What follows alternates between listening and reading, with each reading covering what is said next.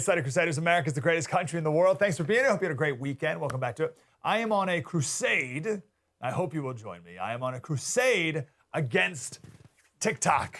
Now, this goes beyond the normal. By the way, I guess I'm getting kind of old. It's part of it too. Oh, Slater, you're just an old fogey. You don't understand. This also goes beyond the, social media is bad for you. It's bad for individuals. It's bad for society. Yeah, I get all that. This is next level, my crusade against TikTok. I actually spoke yesterday at an event where Mike Pompeo, Trump's Secretary of State, was there. Got to spend some time with him. We're going to talk more about that tomorrow. But Mike Pompeo, when he was Secretary of State, wanted to ban TikTok in America. Why? Remember last week, we did a short segment on this with Ashton Kutcher. And he made the argument, and it's true, that TikTok is a psychological warfare app from the Chinese government against you and your children. That is a bold, seemingly ridiculous statement. I understand that. It's true. TikTok is a psychological warfare app from the Chinese government against you and your children. It is how they will win a war without firing a shot.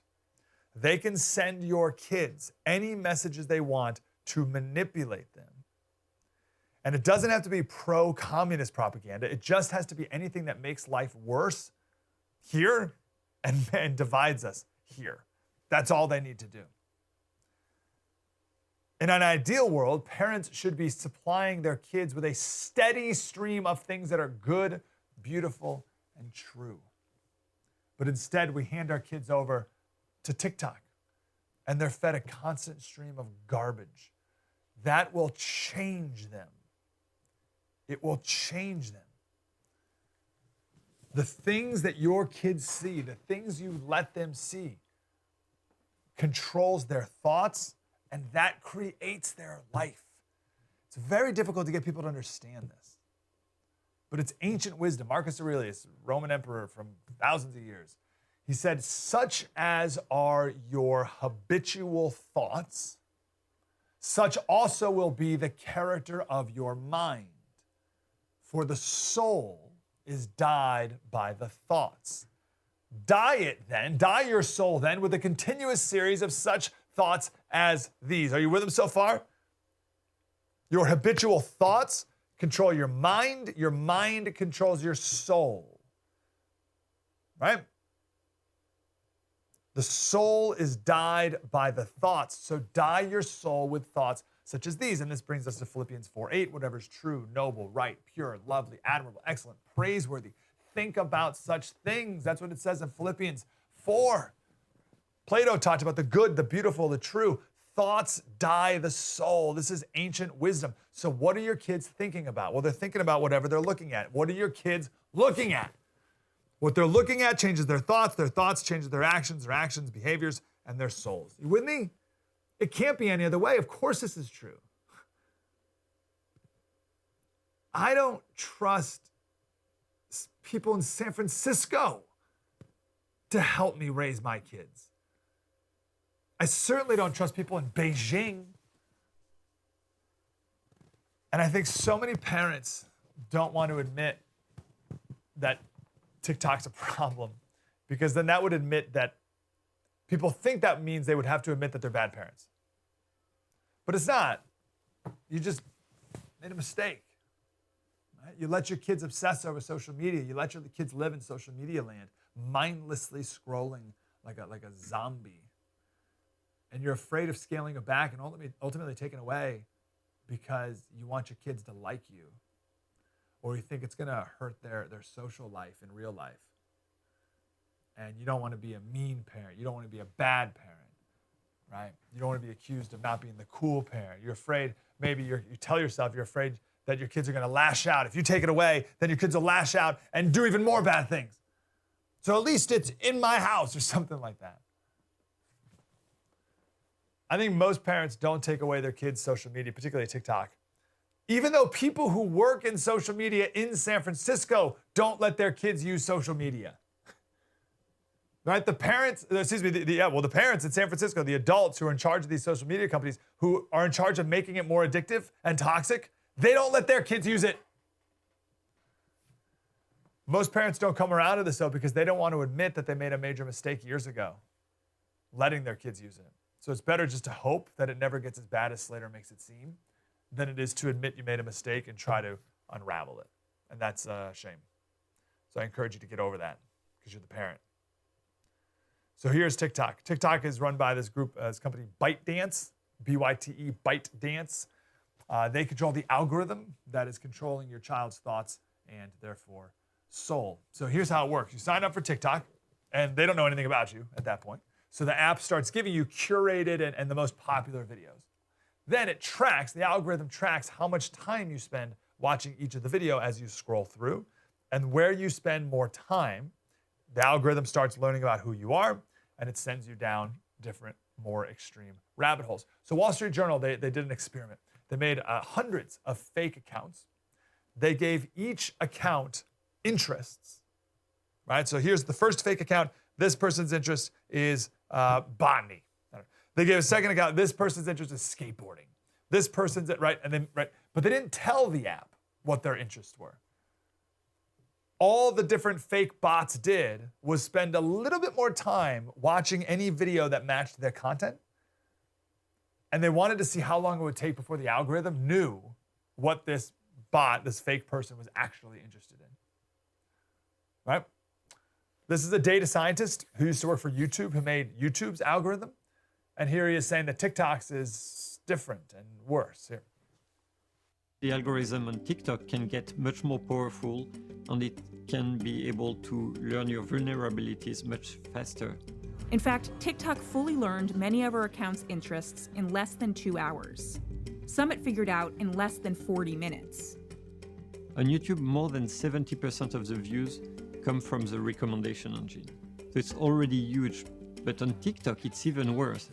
It's probably like 90-95% of the content that is seen that comes from the recommendation engine. Okay. Check out this visual that Wall Street Journal made. This is the algorithm universe here. So all the dots in the middle are all the more universal content, right? More of the things that everyone watches in the beginning. But you see those little tentacle arms shooting off? Those are rabbit holes. That's where the algorithms send you down to pretty dark places. Keep in mind, China, Beijing, is in charge of where it sends you. And there's also a difference between where they want to send you now versus where they want to send you at any other time in the future, maybe when we're at a more heightened state of war. So one of those arms is literally depression, right? So at first, when you sign up for the app, it sends you a bunch of videos. Some of them are depression-related videos, right? And you watch a little bit of that one. And then they'll send you some more, and then they'll send you another depression video, and then another one, another one, another one. And after it said 40 minutes of you scrolling through content, only 40 minutes, 93% of the videos they send you are depression-related content, driving you further and further into depression. They call it rabbit holing. One more clip. What we see on TikTok is a bit the same that what we saw on YouTube. So basically, the algorithm is detecting that this depressing content is useful to create engagement and pushes depressing content. So the algorithm is pushing people towards more and more extreme content, so it can push them toward more and more watch time. TikTok also says it allows you to see less of something by selecting the not interested button. But Shazlo says that's not enough. The algorithm is able to find the piece of content that you're vulnerable to, that will make you click, that will make you watch. But it doesn't mean you really like it, and that's the content that you enjoy the most. It's just the content that's the most likely to make you stay on the platform. All right, here's what's interesting. This is what I want to drive home, and the Wall Street Journal kind of missed this. Time spent on app.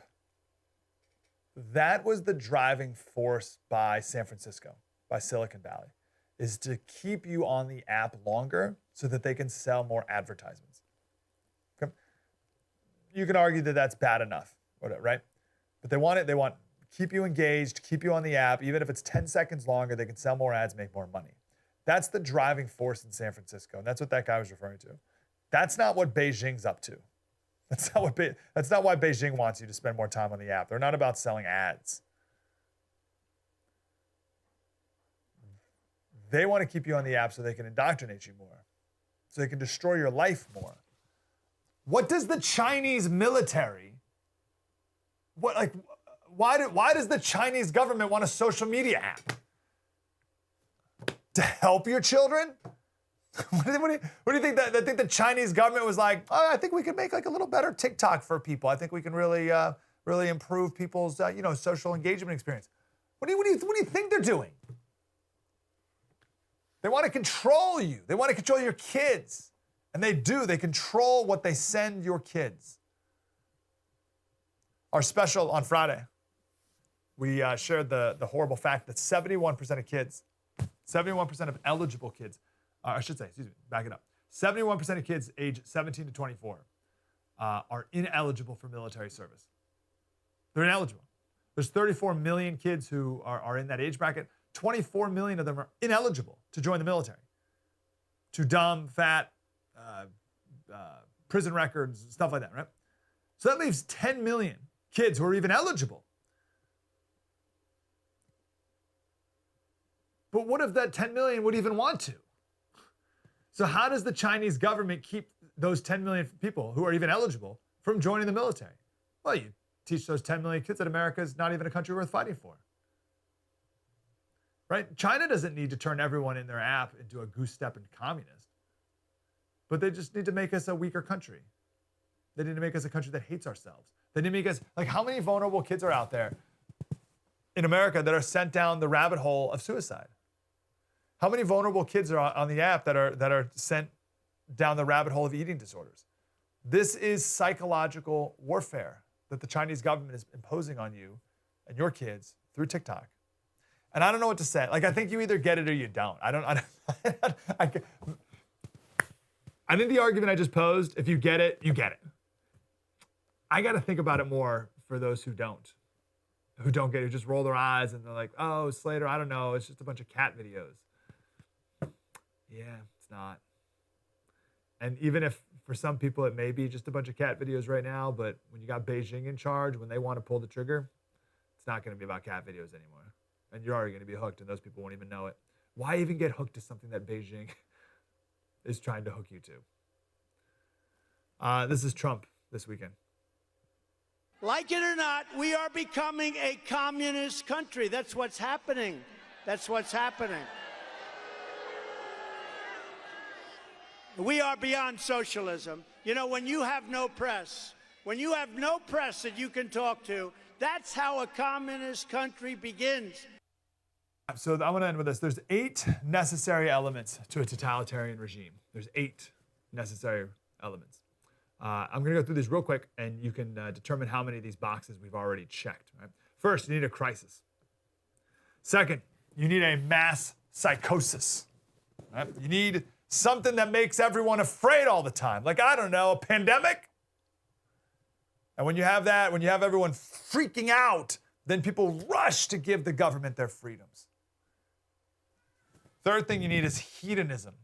You need mass immorality. TikTok helps with that.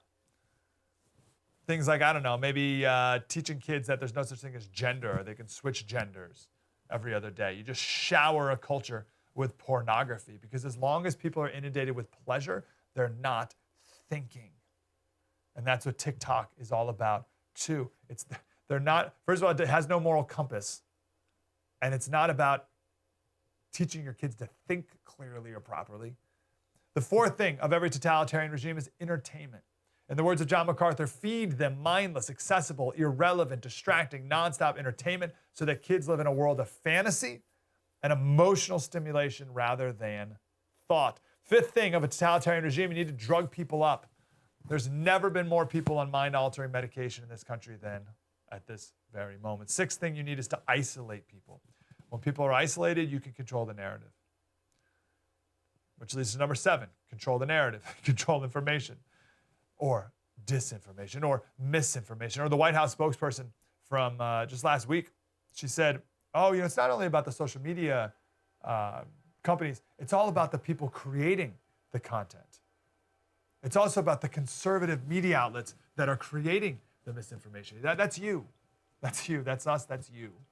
They're coming after you next, controlling the information. And finally, the last aspect of a totalitarian regime, you need to get the people to believe that the collective is more important than the individual. It's not about individual rights. It's about doing your part. It's about saving the world from global warming. It's about LGBTQIA, all group rights, collective rights, more important than individual rights and freedoms, to the point where you can't say that because it hurts the group. It hurts this group, hurts that. We're going to take away your freedom of speech because you just hurt a group. When collective rights are more important than individual rights, it's over. People in government, they want the government to be the ultimate authority in your life, which is why they hate Christianity in the end, because they can't stand anything of greater authority. That's why every genocidal regime in history has had to remove God and the Bible from the picture. God is the greatest enemy to totalitarians, and the Bible is the book they fear the most, because it's something of greater authority than they are. That's why every communist regime is an atheist one, including the Chinese regime, which controls TikTok. And your kids have it on their phone right now. Beijing controls your kids. Take that control back. Now, on the other side of the spectrum is our app, the First TV. Totally free download. Get it on your smartphone. Every show, me, Bill, Jesse, Dana, Buck, everyone's right there. All free. App Store. For now, it's in the App Store. So download it while you can, the First TV. Coming up next, I want to talk about Pfizer. They just recalled a drug because of side effects. But it's the only Pfizer product that will ever have side effects. I'll tell you the full story coming up next. True story. Mike Slater, spread the word.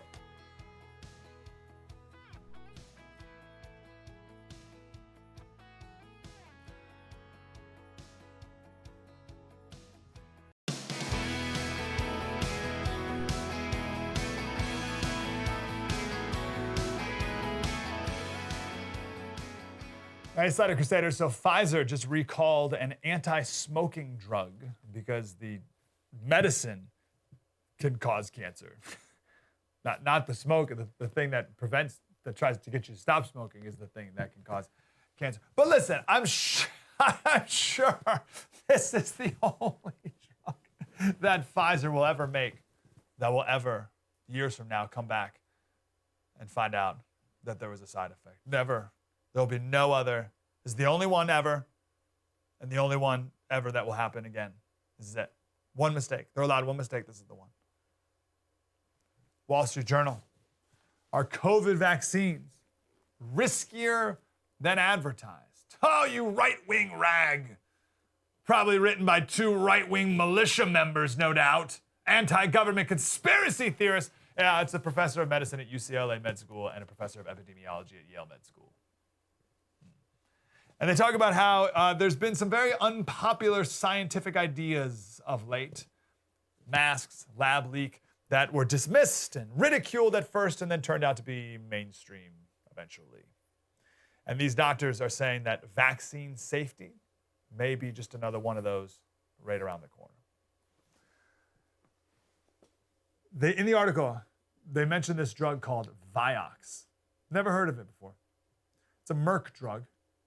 And it's so interesting because I thought progressives were the ones who were always concerned about pharmaceutical companies, right? Right? Big oil, big pharma. Hate big pharma. Big pharma's the worst. Big pharma's evil. And it's weird how now everyone on the left are licking the boots of big pharma. Oh, big pharma's great. They would never do anything bad ever. They're amazing. Here's the story of VIOXX. 1999, the FDA approved VIOXX. It's a Merck painkiller that they thought would be great because it would result in fewer gastrointestinal issues. Super. FDA approved it. They sold billions of dollars of it. 1998, they actually did 8 studies. One in particular, they were studying specifically the gastrointestinal issues. So they have 8,000 people in the study. Half of them took VIOXX. The other half took a different drug. And they found out at the end that VIOXX is better for your stomach. Great, fantastic. But a couple months later, after it was approved by the FDA, many patients in the study had serious heart attacks. Some of them died. So there were 4,000 people taking VIOXX. 79 of them had heart issues. But in the other group, 41 of them had heart issues. Wait a second. What happened there? So it's pretty inconclusive. You have more people in the VIOXX half of the study. So was it because VIOXX was causing heart attacks? Or was it the other drug, which had some aspirin in it? Maybe that drug was actually preventing some heart attacks, which made it look like VIOXX was causing them. Like science is hard, right? Studies like this are difficult. So they had to do more studies. This drug went to what's called DSMB, the Data and Safety Monitoring Board, which is a part of Fauci's Institute of Allergy and Infectious Disease. The chairman of the DSMB signed a financial disclosure form that said he owned $73,000 of Merck stock, but that wouldn't affect him at all. Then he got paid $60,000 to consult for Merck during this latest process. The paper that they wrote after the next study made it to the New England Journal of Medicine. And in their data, they included, they did not include all the heart attacks in their latest study. Whoops! We're just going to tell you about some of the heart attacks, not all of them. And that study was published in the New England Journal of Medicine. 5 months later, Merck finally told the New England Journal of Medicine, oh gosh golly, wouldn't you know it, here's some other heart attacks that we did not originally include. 3 more years go by. 3 more years of studies. Finally, September 2004, Merck removed the drug after finding there was a substantial increase at risk of heart attack after 18 months. By that point, 20 million Americans have taken the drug. And Lancet estimates that 88,000 Americans had a heart attack from the drug and 38,000 Americans died from it. The editor-in-chief of the New England Journal of Medicine says that Merck hoodwinked them with their study not including all the information. Then the New England Journal of Medicine came out and said that the risks from taking VIOXX remain long after the patients even stop taking the drug. And in the end, Merck settled a class action lawsuit of just under $5 billion, and everyone in the lawsuit probably saw 84 cents. They got a check in the mail for 62 cents. I don't know. So, what do we learn from this little story about VIOXX? First, I should say this first. Perhaps drugs different from vaccines in different ways, worth noting, absolutely. But what are the big overarching lessons here? First, I see a drug company lying. Second, I see the head of a government oversight board with financial interests lying. Third, I see a medical journal duped, hoodwinked in their own words. But I wouldn't put it past them for lying on things either. Fourth, I see a drug that took years, 5 years from when it was released, 5 years after it was FDA approved, until it was finally taken off the market. And all that time, doctors are prescribing it, trusted doctors. And I don't know how many doctors who were prescribing it knew that there were some questions about heart attack or not heart attack. Maybe they didn't know at all. Maybe they're just like, oh, it's safe. I don't know, right? I didn't know if they knew the controversy of the unknowns. Maybe not. They trusted the FDA. Oh, the FDA. Oh, the FDA can do no wrong. All hail the FDA. All bow down and worship the FDA. 20 million Americans took the drug over 5 years. 20 million before the whole thing crumbled. Has there ever been a drug or vaccine that's been released with so much fanfare and force as this one, where everyone says, no side effects. Never. No side effects at all. You're like, what do you mean no side effects? Nope. It's perfect. It's a perfect vaccine. There's no side effects. I mean, there's got to be some side. No side effects. Like, what do you mean no side? I mean, the list of side effects for Tylenol is like this long. What do you mean there's no side effect? Is that wild? Just think about that. No side effects. All right. Perfectly safe. How dare you even question it, Slater? Fake news, misinformation, kicked off social media. Now hold on, let me give you my take. I think this vaccine is probably safe. Probably. Everything I've heard about mRNA, it's different for your body to build immunity than other vaccines in the past. It's pretty amazing technology. Maybe it could usher in some cancer-fighting drugs too. That'd be amazing. I think it's probably safe. If I had to bet my money on it, I'd say it's probably safe. I just think it's a little weird that you're told it's perfectly safe. Actually, safety doesn't even come up. They don't even tell you it's safe. They just like assume you're safe. And if you ask any questions, how dare you, right? That's odd. I also know that for the people who do have a side effect from this vaccine, up to and including death, you'll never hear about it because the media won't tell you. So my take on the vaccine is what it's always been. Right? For older people, it's probably worth it. You should get it. For middle-aged people, I don't know. It's up to you. For younger people, no way. That's it. And don't ever forget 2 weeks to flatten the curve, 2 weeks to stop hospital from overflowing. And now we're masking kids. We're even masking vaccinated kids. Now we're masking everybody. That's what we're talking about. It's like, oh, get out of here. You've lost all credibility. I'm not going to be duped again. We got a great guest coming up next. I want to end this real quick here. New York Magazine did an article the other day, and it's about the Steele dossier.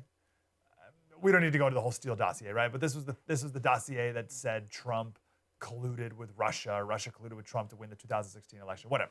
So I was reading this article in New York Magazine, and obviously the Steele dossier was totally fake, right? It was a made-up intelligence report that the media jumped on and treated as gospel because it made Trump look bad.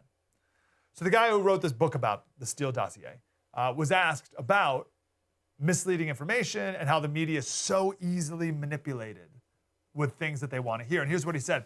He said, when I was reporting about the drug OxyContin and the Sackler family, and this is going back 20 years, Purdue Pharma, the producer of OxyContin, was pointing to 3 studies that claimed that OxyContin could be used at extremely high doses for long periods of time without any risk of addiction or ill effects. No side effects, they said. And these 3 studies were constantly being parroted in the media. And I just thought to myself, what are these studies saying exactly? And they turned out to be 3 obscure studies that I had to go to the National Library of Medicine to dig out that had nothing to do with the long-term use or safety of opioids. It's like the same thing happened with the Steele dossier. No one wanted to go back and scrutinize Christopher Steele. No one went back and scrutinized using GPS. Right? This is what I said earlier. I thought it was the left. I thought it was progressives who were skeptical of Big Pharma. Right? These greedy SOBs, they're in it for the money. That's all they're in it for, right? The Big Pharma will make you sick intentionally just to sell you more medicine to make more money. They'll sell you pills you don't need and then other pills to help you with the side effects from the pills you never needed in the first place. I hate Big Pharma. They're the worst. I was heard growing up that Big Pharma will prevent the cure of cancer from being released because they don't want to cure you of anything, really. But now, Big Pharma, oh, you guys are so great. Thank you so much for your service. All hail Big Pharma and the FDA. Give me a break. Coming up next, we'll talk about Chinese social credit score and also the Chinese hack on Microsoft. I feel like that's kind of a big deal. We'll tell you all about it next. True story. Mike Slater, spread the word.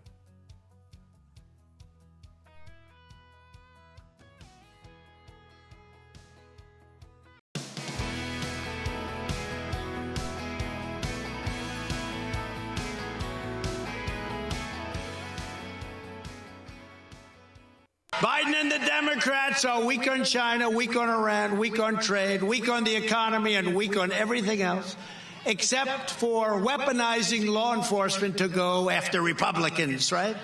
That's the only thing they're strong on. Last week, we talked about a social credit score coming to America and what that would look like. And I think there's a couple ways that they institute it here in America, but we need to know what exactly a social credit score is so we can prevent it from happening. Our next guest, Clyde Prestowitz. He's the founder and president of the Economic Strategy Institute, and he's got a new book, The World Turned Upside Down, America, China, and the Struggle for Global Leadership. Mr. Prestowitz, how are you, sir? I'm fine, thank you. Really good to talk to you. So let's talk about social credit score. What is it in China? How is it being used? What's it based off of, et cetera? Well, Chinese, of course, see my book as an opposition to their long-term strategy. And I think the crux of the matter is that China and the U.S. are 2 countries, 2 societies with completely different fundamental values.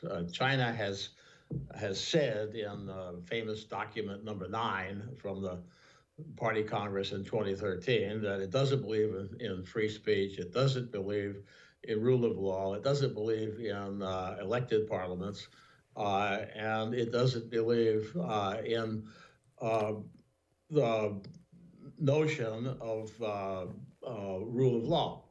So the difficulty then is that when when American companies invest in China, when they produce in China, they're helping to strengthen a country whose objective is to create a global society that's kind of directly opposed to our own fundamental values. And that, of course, generates a lot of conflict and at various levels. But ultimately, it generates a big question about how closely the U.S. should be integrated into the Chinese economy.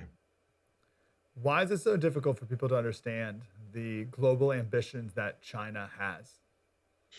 Well, that's a really good question. And the bottom line is greed, basically. The business community, the Wall Street community, the Business Roundtable, the Chamber of Commerce, they have been making money in China. They want to make more money in China. And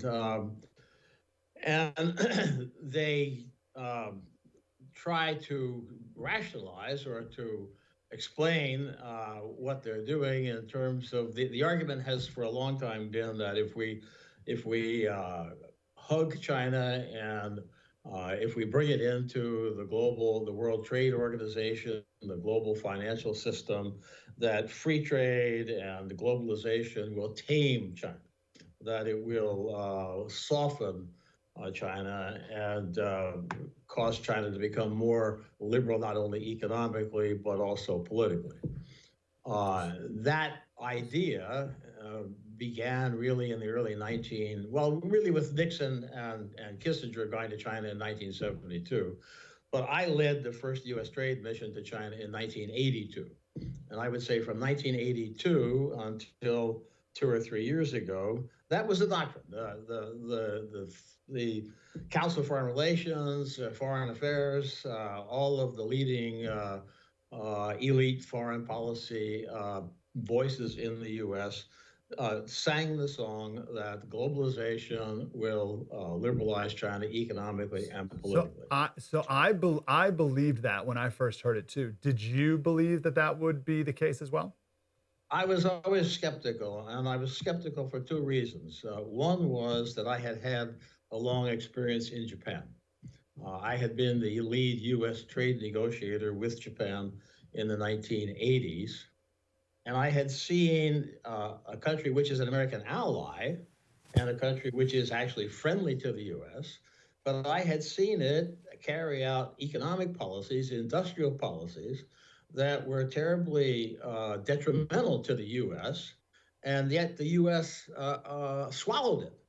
And we swallowed it because our leaders had this notion that Japan would, if we treated Japan like we treated ourselves, that Japan would become like us. And so I had a little taste before China came along. All right, we kicked off the show talking about TikTok and China's not only hard ambitions around the world with hard assets like military bases and stuff like that, but also their soft campaign, soft warfare, psychological warfare around the world. And I understand it in America, and I'm going to keep making that argument. But I want to know if you can give us some insight into how China is exporting their culture, those values you spoke about, to the rest of the world, particularly Africa. Talk about something that Americans don't pay attention to, China's influence in Africa and the Middle East. Can you begin to point us in the right direction about what they're doing and what that will look like 10, 20, 50 years down the road? Sure. China is using the so-called Belt and Road Project. It's a brilliant scheme. I mean, I have to give credit to the Chinese for dreaming it up. But the Belt and Road Project enables China to go to these African countries, but not just African countries. They go to other Asian countries, European countries, Latin American countries, and effectively say, hey, let us build you some railroads. Let us build you some ports. Let us help you stimulate your economy with infrastructure. And China puts up the money, or a lot of the money. Typically, it's on a loan basis. Often, it's structured in such a way that ultimately the recipient of the aid may wind up bankrupt and deeply in debt to China. But it looks good initially. China, unlike us, is willing to deal with all kinds of regimes. So if the regime they're dealing with are a bunch of crooks, that's fine.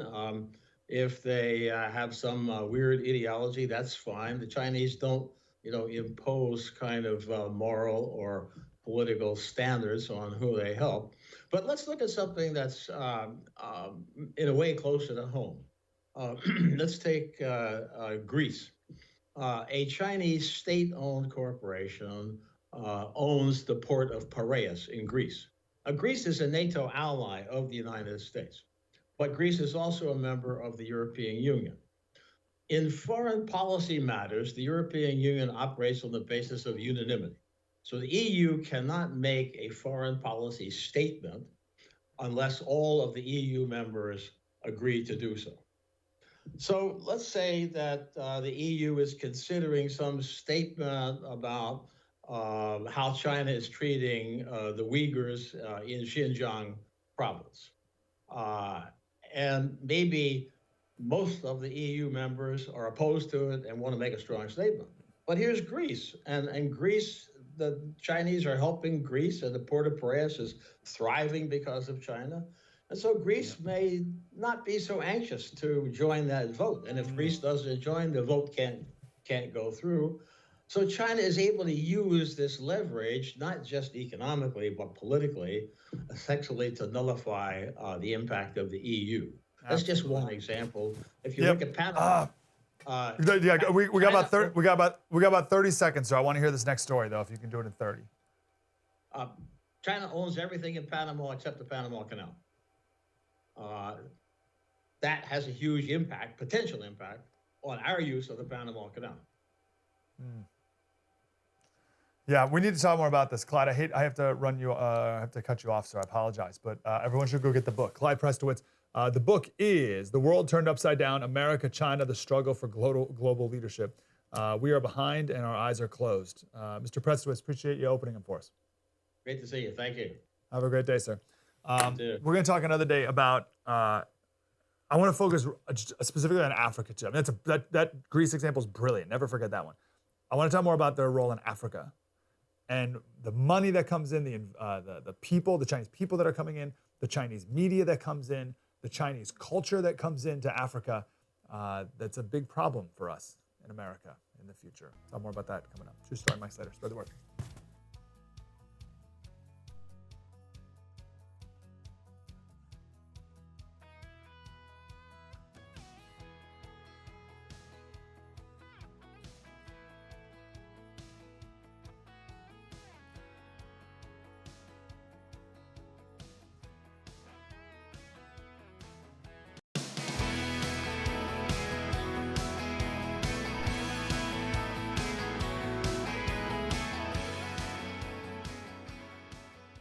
Hey, Slater Crusaders. After all the madness that has taken place in public schools across the entire country, we see now a 10% increase in people interested in school choice, which is wild. You think everyone would want school choice at this point after what happened these last 2 years.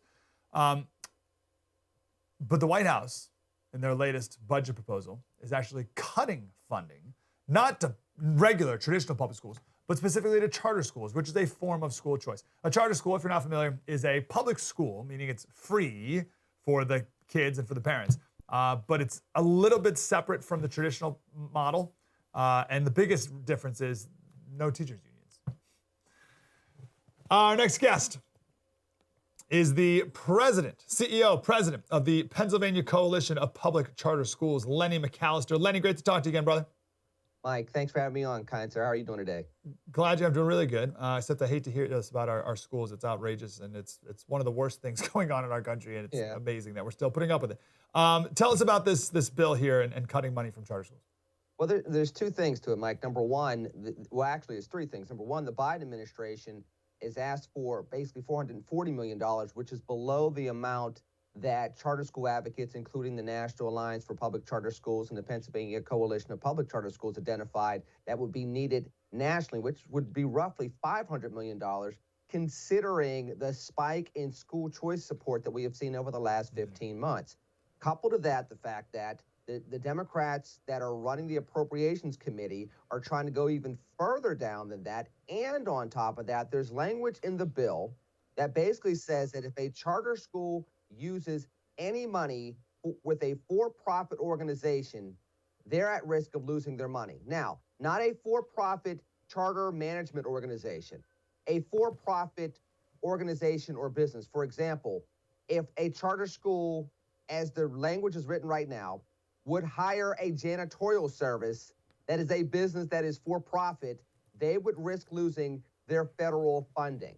Now, at a time where the charter segment, the support for it has gone up, a segment that disproportionately supports the overlooked and underprivileged American student, they're looking to cut funding based on language right now if an organization partners with any type of for-profit organization, including lunch services and janitorial services when it comes to their federal funding. It's egregious. This is so blatant union goonery, thuggery, right? That's all that is. It's a combination of both. I mean, obviously, there's a pro-union slant in this White House that we have not heard in quite some time when it comes to public education. But as well, this is the epitome of bureaucracy in Washington, D.C., a.k.a. the swamp. When you start looking at how the bill was written, even Democrats are looking at this and kind of rolling their eyes and saying, okay, that's not quite what we meant. But once again, it's what's on paper right now. So if you're not going through the amendment process, you're not calling your legislators in Washington, D.C. and saying this has to be changed, federal funding for kids that are at risk of learning loss this upcoming school year, they may lose their federal funding because their charter school decides to get a janitorial service that wants to make a $50,000 profit over the course of 12 months. Yeah, maybe I'm too cynical, Lenny. I find this much more purposeful. I find this to be parents leaving the traditional public schools into the charter schools. The unions don't like it because they lose money. So we got to make life as oppressive as possible for the charter schools. We're not going to give them any more, even though more people want it. And we're not going to let them provide better services because those services may be for profit. So we're going to make charter schools worse to drive kids back into the traditional public schools so the unions get more money. Am I too cynical? No, you're not. Don't get me wrong. I'm not saying that it's all because of bureaucracy and being sloppy, but there's a portion of that there. But the bigger angst is going to be the public education system was shown to be wanting over these past 15 months. The teacher unions kept schools in places such as Philadelphia, Chicago, Los Angeles, New York, closed a lot longer than charter schools and private schools. So now that schools are going to start opening back up maybe in September, when the funding starts flowing once again, the pushback is going to go through the roof from the pro-union and pro-education establishment segment of public education. Therefore, it's now more than ever, parents have to get involved, pro-school choice advocates have to get involved and say, listen, we learned from this once-in-a-lifetime event that we need choice for all families, regardless of your income, if we're going to bring America back when it comes to economics, when it comes to employment, and when it comes to education. Amen. Lenny McAllister, Pennsylvania Coalition Public Charter Schools. Lenny, thanks for being on the front lines, man. Appreciate you. Thank you, man. God bless. Man, so you too. Super, super grateful. Get your kids out of government schools immediately, and then we can work on saving everyone else. Get your kids out of government schools now. True story. Mike Slater, spread the word.